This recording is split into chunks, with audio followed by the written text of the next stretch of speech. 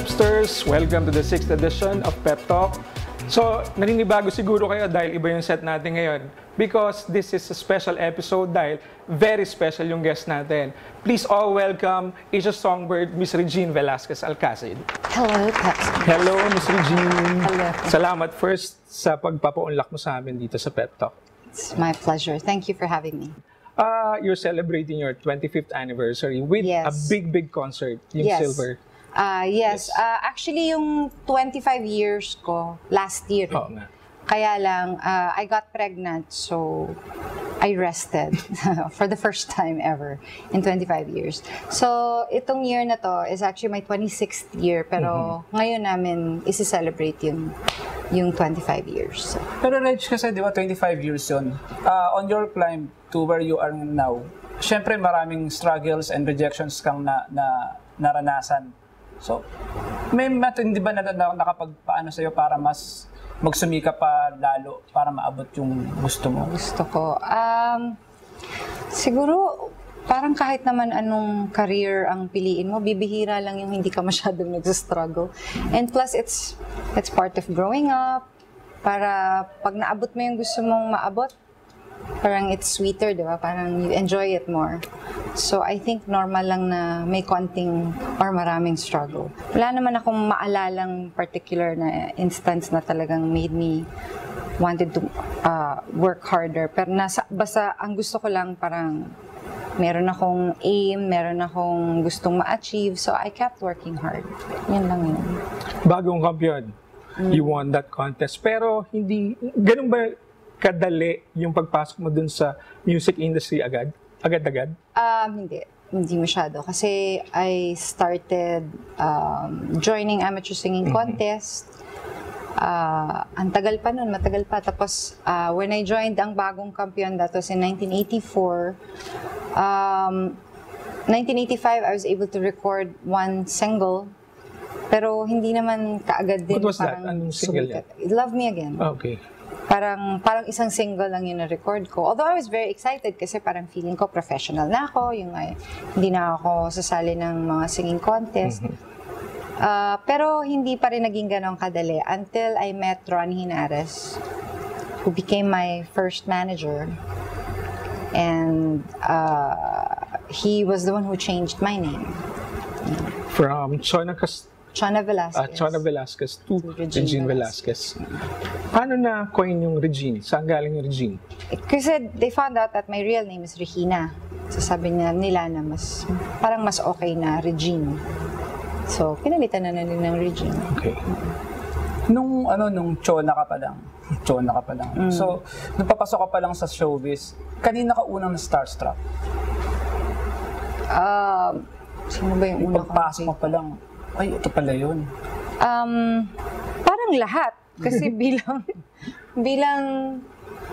baguhan. Siyempre, baguhan, di ba? So, lahat ng makita ko, nasa starstruck ako. Kasi parang lahat, nakapag-umpisa na. Ako yung papunta pa lang, parang ganun. So, siguro pinaka na starstruck ako kasi isa siya sa mga una ko talagang nakita. Plus, I'm also a fan. Si Pops at si Martin. Kumusta yung first meeting niyo? Si Pops mabait talaga yun eh. Right away, she treated me na friend. I always say nga na she's one of the people who discovered me kasi siya yung unang nag-suggest na mag-guest ako sa Penthouse Live. And Ronnie used to be the, ano nga ba siya dun? Executive producer of Penthouse Live. So, dun ko siya nakita. Yung Penthouse Live, yung show nila Martin and Pops. Okay. Pero na-mention mo na si Pops, and then si Ronnie Henares. Of course, your father, si Mang Jerry talaga yung pumubog sa'yo. Pero Siyempre, sino pa yung ibang influential people dun sa karir mo? Idol ko talaga si Kuli Desma. Tapos when I was 17, she produced the very first concert na nagawa ko, which was Regine at 17. 17 lang ako nun, so kabadong-kabado ako. Pero she took a chance, parang kahit hindi pa ako masyadong kilala, she took a chance and she produced my very first concert. ano siya, sikat siya ng time na yun. So, Dahil baguhan ka pa lang sa industriya, syempre may mga, alam naman natin ng showbiz, may mga matataray, may mga nagsinubayad. So, yung mga ganong pagpuna sa'yo, yung mga heartaches, mga frustrations na nangyayari sa'yo nun, naging ano ba yun sa'yo to push harder sa sarili? Oo, kung may maririnig ka, hindi ko naman masyadong pinapansin. Parang nasabihan pa ako noon na hindi ako sisikat kasi Kasi syempre bago. magaling ako kumanta. Yun yung comment naman. Magaling ako kumanta. Hindi ako masyadong kagandahan. Maputi lang. Yun talaga yung comment sa akin. Tawan-tawa ko na parang I didn't mind because kasi nung time na yun I also didn't think I was pretty, so parang okay lang. Parang ganun. Pero parang hindi din yun naging dahilan para mahinaan ako ng loob. I worked even harder. Ganun. Kasi maano nga ako yung determination ko, grabe eh. Pero pag nakikita mo yung mga tao na medyo hindi bilib una, ano yung nararamdaman mo pag nagkikita kayo or naging kaibigan mo na ba iba sa kanila? Oh yeah. Oo naman. In fairness, wala namang kumi-question sa bosses ko during that time. During that time, walang kumi-question sa bosses ko kasi parang ako lang yata yung ganun yung sound. Bumibirit talaga ng gusto. So, hindi, may mga bumibirit naman but I was different. Kasi ako lang yung ganun yung boses eh. So, in fairness, wala namang kumi-question. Yung kino-question lang nila kasi nga parang paano sisikat, hindi masyado maganda, hindi nag-i-English, yung ganun ba? Taga Bulacan, yung parang hindi masyadong refined, yung ganun ba? But that's okay kasi lahat yun naaral naman eh. So, puprosigihin mo lang, ganun. Nabanggit mo yun, yung sabi nga nila, puna sa'yo, hindi nag-i-English, napakasimple para probinsyata. Ano ka ba sa Miss Saigon? Nag-audition? Nag-audition ka ba? I didn't audition here. I auditioned in New York. And there was Yun lang yun. There was this, I don't know, chismis or urban legend na dahil daw yun nga sa hindi ka nag-i-English kaya hindi ka raw Hindi ako tinanggap, nakuha. o? Hindi ko alam. Kasi parang, it's a musical eh, so obviously kantahan naman yun. I auditioned, tapos I didn't hear anything. Tapos after a month na I received like parang a telegram na they were asking me to go to London. So hanggang dun lang yung inabot ko. So hindi ko na alam talaga kung ano yung pwede pang mangyari after that. Kasi nung sinabihan ako na pupunta ako ng London, sabi ko ayoko. Okay. So hanggang dun lang yung experience ko. Pero nagsimula na yung Miss Saigon noon or hindi pa? Hindi pa. Okay. Hindi pa. I was supposed to go to London to train. So hindi ko alam kung anong ibig sabihin. Hanggang dun lang ako. Pero pinanghinayangan mo ba yan? Hindi, kasi hindi talaga meant for me. I needed to stay, I have to stay there kung siguro kung tinanggap ko either sa London or sa New York. I have to stay there, di ba? Kung ano yung ma-feel nilang supposedly gagawin ko. Pero bata pa ako noon, hindi ako komportable na mahiwalay sa family ko. So, nagstay ako dito. 25 years, Regina, no? I'm sure maraming memorable moments mo. Pero ano yung, i-ano lang natin sa 5 most memorable moments or turning points sa career mo? One would be the Asia Pacific Singing Contest when I won. That was the start. Actually, that was in 1989. So before then, nakapag-record na naman ako. Pero may isang album na ako. Pero yung nag-join talaga ako ng Asia Pacific Singing Contest, parang it was such a big deal. Kasi pinalabas yun dito, tas sa Channel 7 yun, tas syempre I won. So parang malaking karangalan. Okay. So, that's one. That's one. The second one was my album 1990. Kasi pagkapanalo ko, nilabas yung 1990. What's the title of the album? 1990. 1990. And then, siguro yung third, yung duet ko with Jo Marichan, which was Please Be Careful With My Heart, because that became a big hit. Tapos, naging hit din yung Narito Ako, Okay. which was included in 1990. Tapos yung fifth, yung last, yung narito ako, the concert in folk arts. Ay, ito yung talagang standing ovation, yung mga... Siguro yung Mga turning point na yun, parang isang taon lang lahat nangyari. Okay. So, 1990. It's a very important year. 89 and 1990 is very important year for me because parang it seems to me, parang it seemed like everything started from there. Parang after ng ano na yun, it was the turning point talaga of my career. Parang everything became easier. Pero ikaw ba, nangyari na ba dahil sabi nga nila, kailangan tunog Regine Velasquez eh.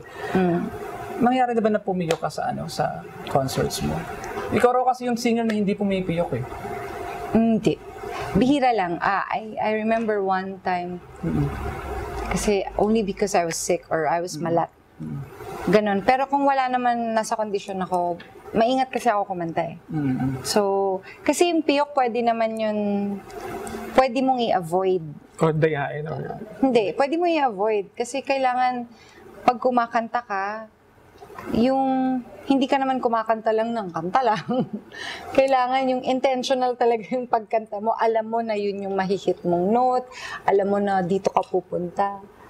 So, pwede mong ingatan na hindi ka pipiyok. But naiingatan naman yun.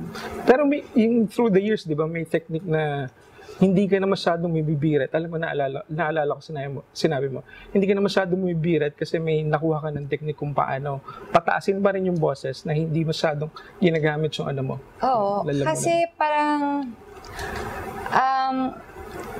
syempre parang habang tumatanda ka, parang, yun nga, may mga nadidiscover kang mga techniques.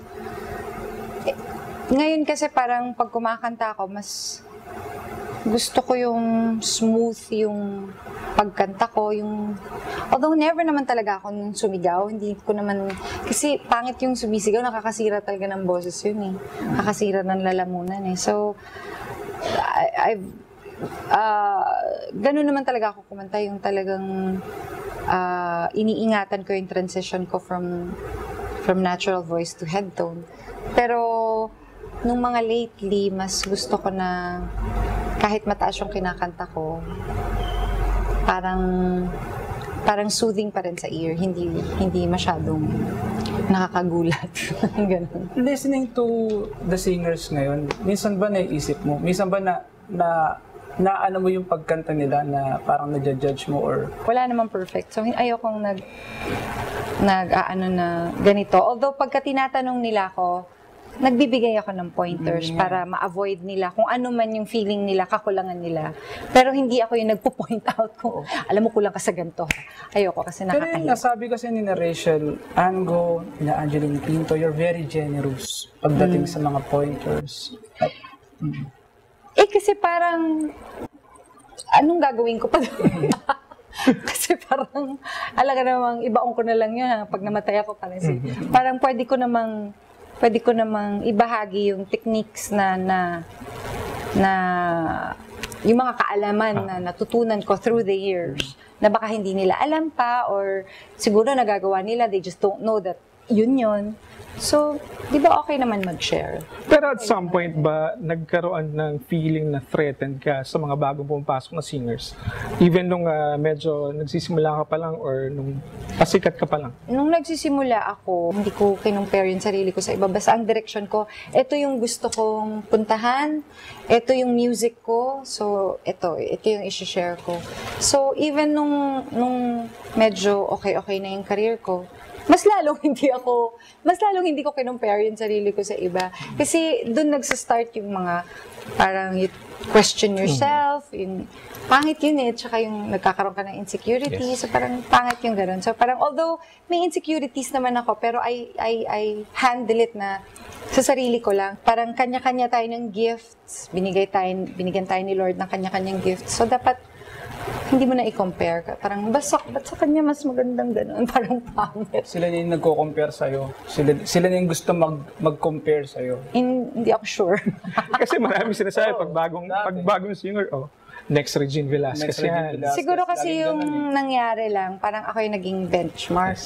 Kasi parang, syempre nauna na ako, so akala nila, yung lahat ng tao, ito yung gustong madinig. But it's actually not naman true. It's a matter of taste. Because some people actually don't like the way I sing. May ganun kasi yun yung hindi nila ako type, hindi nila type Yung mga walang taste. hindi lang nila type na yung ganun, na ganung klaseng musika. So, pero ayun nga, parang hindi naman sa akin kasi hindi naman batayan ng kagalingan yung mataas ang boses mo. Hindi naman yun eh. 'Di ba? Parang kaya tuloy akala ng mga bata birit sila ng birit kasi akala nila yun ang batayan. But actually hindi naman. So, pag-usapan na natin yung Silver. So, that's on November 16. 16. So, ano yung may expect ng mga fans ni Regine Velasquez? Kasi pag nagko-concert ka, yung lilipad-lipad ka pa noon, ano ka pa. So, ngayon, Walang ganun. So, anong gagawin ni Regine ngayon? Wala lang. Oo nga, ang daming expectations. Nakakaloka. Siyempre, it's my 25th year in the business. So we're really trying our very best to make it spectacular. Spectacular in our heads. And hopefully, everybody will enjoy it. The important thing naman is for the audience to enjoy the show, no? Pero minsan hindi ko alam kung ano pa yung pwedeng ibigay kasi parang nagawa ko na halos lahat eh. So pero nabanggit mo dati na hindi kasi yung mga dance numbers hindi mo forte yan talaga eh. So nung kabataan ko, sumayaw-sayaw din naman ako. Kasi bata pa naman ako noon. So okay lang, parang uso din naman yun noon. Pero so hindi ka na mag-Gangnam Style ngayon? Kasi nung habang tumatanda ako, na-realize ko talaga na parehong kaliwain pa ako. So, bakit ko pa? Nag-give up ka na? Nag-give up na ako. Ayoko na. It was never my strength, being a dancer. It was never my strength. So, mas importante sa akin na malinis yung pagkanta ko. I mean, I can move. Pwede ko naman kayong bulahin na kunwari marunong akong magsayaw. Pero, it's not, pag nag-show na, hindi yun yung importante sa akin. Ang importante sa akin yung malinis yung kanta ko. Medyo personal na tayo. Kasi, ganon. Oo, ito na, medyo ano na tayo. Kasi, nung time nung dalaga ka pa, maraming nalilink sa'yo eh. Talaga? Maraming ding naliligo. Pero bakit natagalan bago ka nakapili talaga? Pero bago mo sagutin yan, Regine, magbabalik po ang Pep Talk. Nung time kasi na yun, first of all, hindi ko alam na nililigawan ako.